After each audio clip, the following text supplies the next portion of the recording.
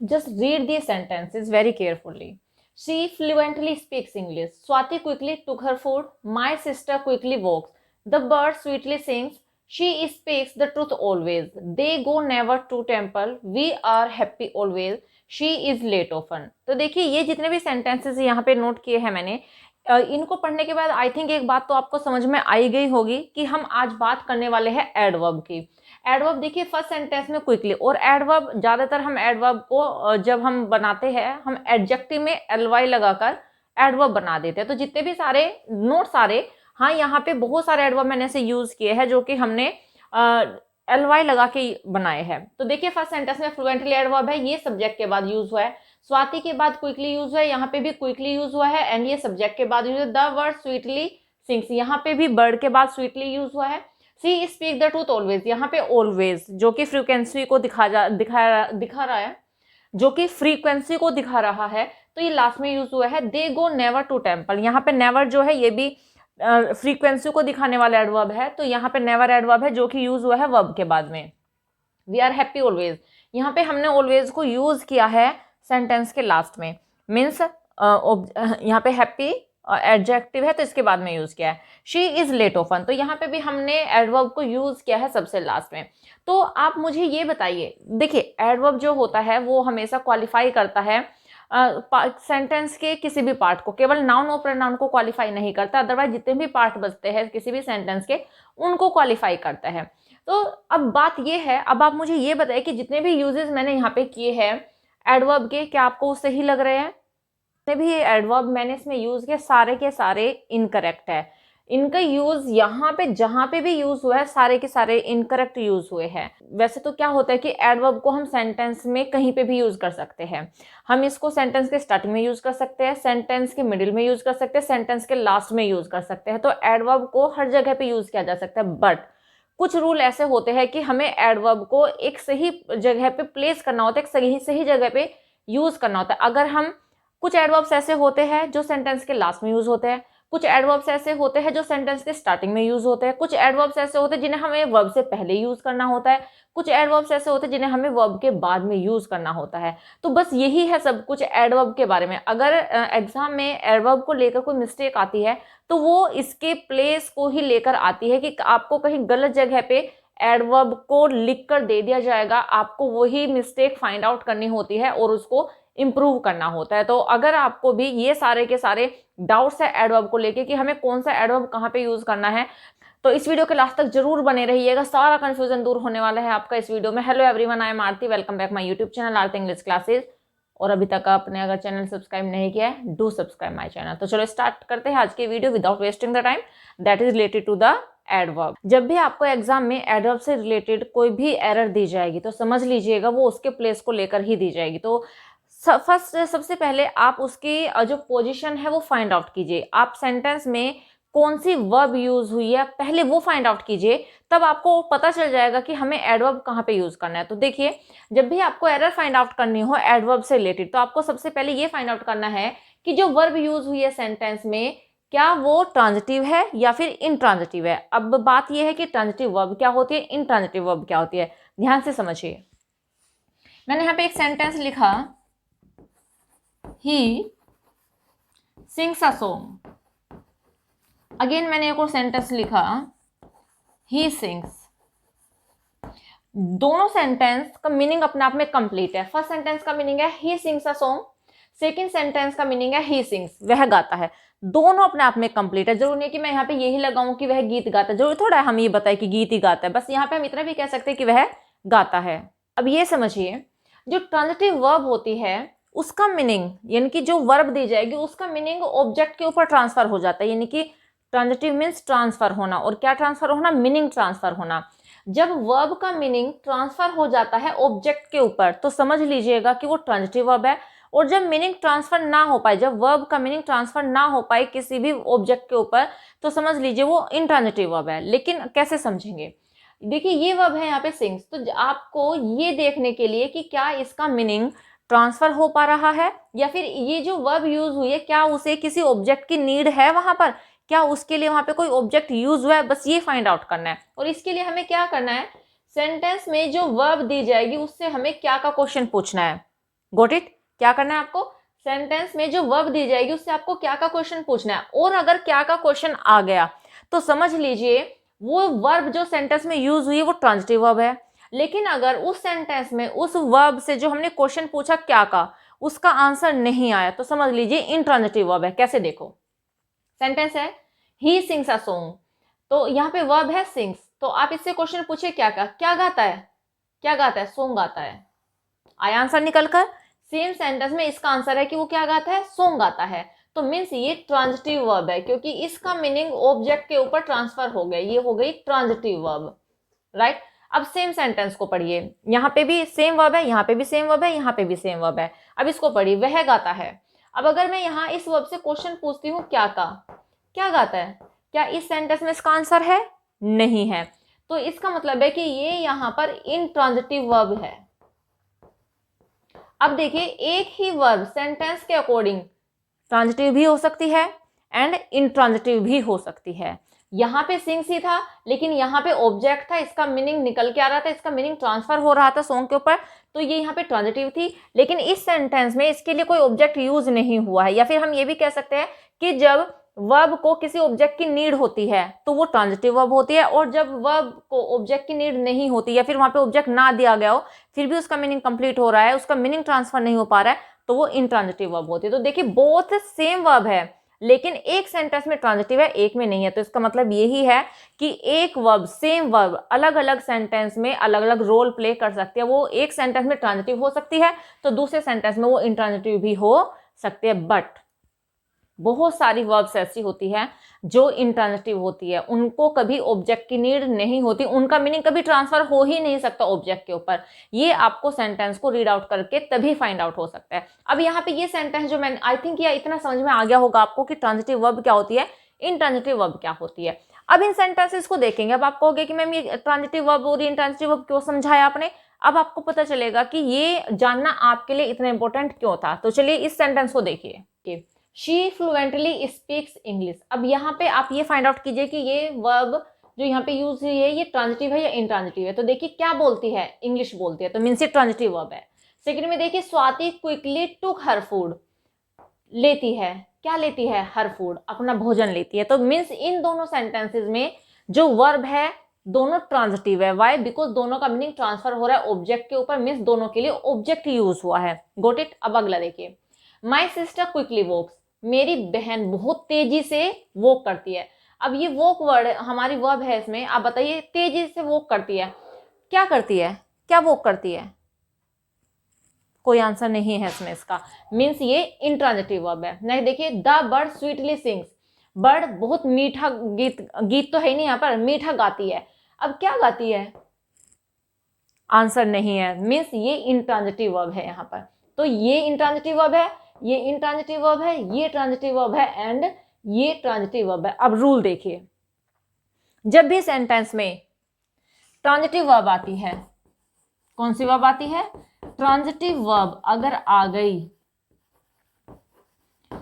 तो वहां पे जो एडवर्ब होगा वो ऑब्जेक्ट के बाद यूज होगा। एडवर्ब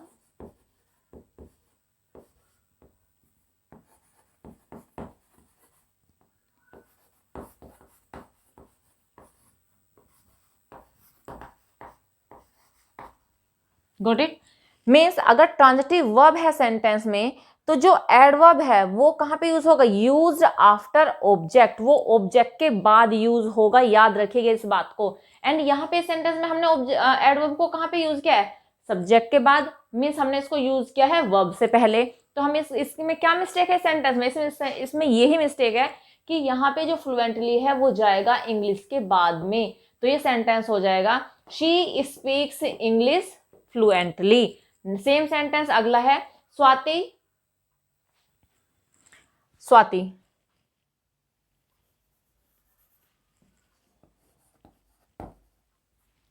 स्वाति क्विकली टुक हर फूड, तो स्वाति ने जल्दी से अपना भोजन लिया। अब यहाँ पे क्विकली जो है जाएगा सेंटेंस के लास्ट में, वाई मीन्स ऑब्जेक्ट के बाद में जाएगा। वाई? बिकॉज ये जो वर्ब है ट्रांजिटिव है, और जब ट्रांजिटिव वर्ब आती है तो एडवर्ब अगर यूज होना है उसके लिए तो वो सेंटेंस के लास्ट में यूज होगा, तो ये सेंटेंस हो जाएगा स्वाति टुक हर फूड क्विकली। होप दोनों सेंटेंस आपको समझ में आ गए होंगे। अब अगला सेंटेंस देखिए, जैसे कि मैंने आपको पहले भी बता दिया है कि माई सिस्टर क्विकली वॉक्स, तो यहाँ पे जो वर्ब है इंट्रांजिटिव है। तो जब भी सेंटेंस में इंट्रांजिटिव वर्ब आती है,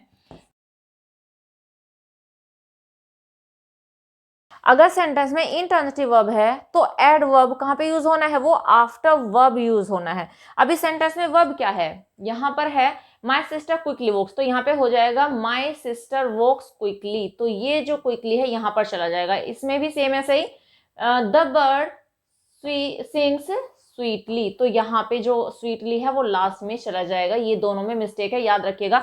मोस्ट इंपोर्टेंट फैक्ट है, ये एग्जाम में बहुत बार आता है। इसके एडवर्ब को लेकर तो इसके प्लेस को लेकर ही मिस्टेक आती है। नेक्स्ट देखिए, she speak the truth always, वह हमेशा ट्रूथ बोलती है। अब देखिए ये सेंटेंस देखिए, ऑलवेज यहाँ पे है नेवर, अब यहाँ पे भी है ऑलवेज और यहाँ पे है ऑफन। चारों देखिए, अगर आप चारों को देखेंगे तो ऑलवेज मीन्स हमेशा, नेवर मीन्स कभी नहीं, ऑलवेज मीन्स हमेशा, ऑफन होता है अक्सर। ठीक है, तो ये चारों जितने भी एडवर्ब यूज हुए हैं ये फ्रीक्वेंसी को शो करने वाले हैं। फ्रीक्वेंसी यानी कि कोई काम कितनी बार हो रहा है, ये हमेशा हो रहा है, ये कभी भी नहीं हो रहा, ये हमेशा हो रहा है, और फिर ये कभी कभी अक्सर होता है।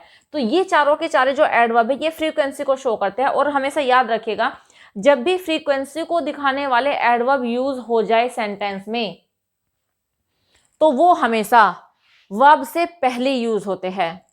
राइट, ये फैक्ट याद रखिएगा कि जितने भी फ्रीक्वेंसी वाले एडवर्ब होते हैं वो वर्ब से पहले यूज होते हैं। अब आप ये देख लीजिए कि फ्रीक्वेंसी को शो करने वाले एडवर्ब कौन कौन से होते हैं। अगर किसी भी सेंटेंस में आपको ये सारे के सारे एडवर्ब नजर आ जाते हैं तो ये याद रखिएगा कि जो एडवर्ब होंगे या तो वो यूज होंगे मेन वर्ब से पहले या फिर वो यूज होंगे मेन वर्ब के बाद। लेकिन मेन वर्ब के बाद कहाँ पे यूज होंगे, देखिए अगर आपको नहीं पता तो मैं आपको बता देती हूँ, इज आर एम वोज वर भी मेन वर्ब की तरह ही यूज करते हैं। अगर इनके साथ में मेन वर्ब आई हुई है तो ये हेल्पिंग वर्ब का काम करते हैं, लेकिन अगर इनके साथ में एडजेक्टिव आया हुआ है तो तब ये वहां पे मेन वर्ब का काम करते हैं।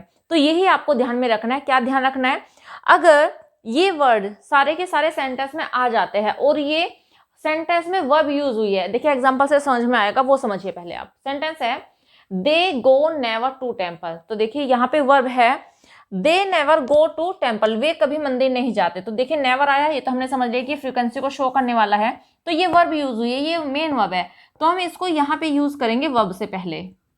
मैंने रूल भी लिखा है बिफोर मेन वर्ब, अगर मेन वर्ब आई हुई है सेंटेंस में तो उससे पहले यूज करेंगे। तो सेंटेंस हो जाएगा they never go to temple. अब निचले वाला सेंटेंस देखिए, वी आर हैप्पी ऑलवेज, अब देखिए यहाँ पे आर आया हुआ है और उसके बाद कोई वर्ब नहीं आई है, मेन वर्ब नहीं आई है उसके बाद में, उसके बाद एडजेक्टिव आया हुआ है। यहाँ पे भी देखिए शी इज लेट, लेट यहाँ पे क्या है, एडजेक्टिव है, वह लेट है, वह अक्सर लेट होती है, तो ये भी एडजेक्टिव है यहाँ पर और ये भी एडजेक्टिव है, ये यहाँ पे as a main verb use हुई है। तो जब भी सेंटेंस में जितने भी एडवर्ब अगर आ जाए फ्रीक्वेंसी को शो करने वाले, तो अगर मेन वर्ब आई हुई है सेंटेंस में तो वो उस मेन वर्ब से पहले आएंगे।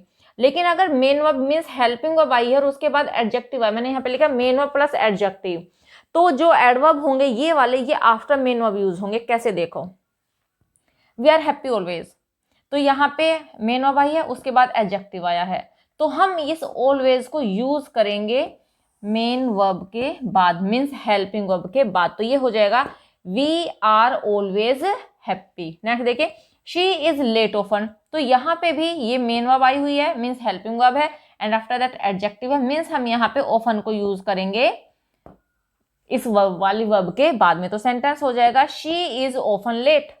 आई थिंक दोनों का जो डिफरेंस है वो आपको समझ में आ गया होगा।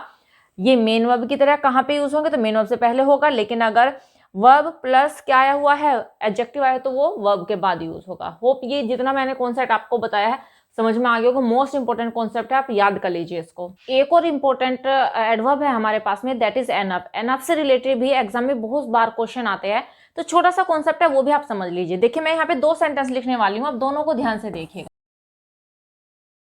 एनफ एक ऐसा वर्ड है जो एडजेक्टिव का भी काम करता है और ये एडवर्ब का भी काम करता है। अब देखिए ये तो आपको पता ही है कि एडजेक्टिव जो होते हैं वो नाउन या प्रोनाउन को क्वालिफाई करते हैं, एंड एडवर्ब जो होते हैं वो नाउन एंड प्रोनाउन को छोड़कर सेंटेंस के जितने भी पार्ट ऑफ स्पीच बचते हैं उनको क्वालिफाई करते हैं। अब यहाँ पे देखिए इस सेंटेंस को देखिए, शी इज इंटेलिजेंट एनफ, वह एनफ इंटेलिजेंट है। तो इंटेलिजेंट का क्या मतलब है यहाँ पर, ये एडजेक्टिव है यहाँ पर। इंटेलिजेंट क्या है, एडजेक्टिव, क्योंकि ये किसी की क्वालिटी को रिप्रेजेंट कर रहा है, ठीक है। तो हमने यहाँ पे एनफ का यूज किया इंटेलिजेंट के लिए, क्या है वो, एनफ इंटेलिजेंट है। तो ये अगर यूज हुआ है इंटेलिजेंट के लिए तो ये यहाँ पर है, क्योंकि इंटेलिजेंट एडजेक्टिव है, और एडजेक्टिव के बारे में हमें कौन बताएगा, एडवर्ब बताएगा। तो ये यहाँ पे एज एन एडवर्ब यूज हुआ है। तो जब ये एज एन एडवर्ब यूज होता है तो किसके बाद में यूज होता है, तो ये एडजेक्टिव के बाद में यूज होता है। अब यहाँ पे देखिए, I have enough food to eat, मेरे पास पर्याप्त भोजन है खाने के लिए।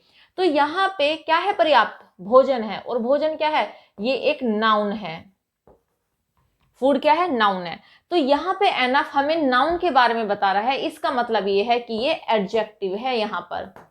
तो जब हम एनफ का यूज एज एन एडजेक्टिव करेंगे तो वो नाउन से पहले यूज होगा, लेकिन जब एनफ का यूज एज एन एडवर्ब करेंगे तो वो एड किसके बाद में यूज होगा, तो वो एडजेक्टिव के बाद में यूज होगा। ये याद रखिएगा। फिर से मैं इस पॉइंट को रिपीट कर रही हूँ, एनफ जो होता है वो एक एडवर्ब का भी काम करता है और वो एडजेक्टिव का भी काम करता है। जब एनफ एडजेक्टिव के लिए लगता है तो वो एडवर्ब का काम करेगा और वो हमेशा उस एडजेक्टिव के बाद में यूज होगा। तो enough, she is intelligent enough, she is clever enough, she is toll enough, she is brave enough, तो ये सारे के सारे एडजेक्टिव है, तो उनके बाद हम यूज करेंगे एनफ का। लेकिन अगर हमें इसको नाउन के लिए यूज करना हो तो ये नाउन से पहले यूज होगा और एडजेक्टिव का काम करेगा। जैसे मैंने यहाँ पे लिखा है, I have enough food to eat, मेरे पास पर्याप्त भोजन, तो यहाँ पे फूड के लिए यूज हुआ है और ये हम इससे पहले यूज हुआ है, ठीक है।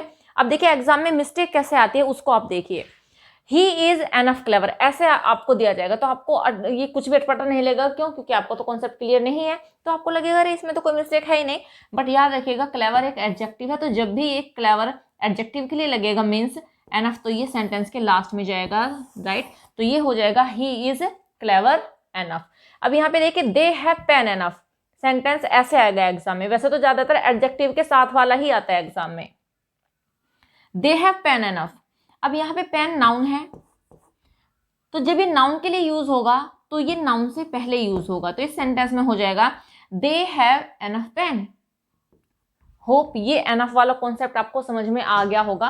तो देखिए एडजेक्टिव से रिलेटेड अगर कोई मिस्टेक आई तो इन्हीं में से मिस्टेक आएगी एग्जाम में, राइट। तो बस इस वीडियो में इतना ही, मिलते हैं नेक्स्ट वीडियो में। Till then bye bye, take care, stay healthy and keep learning.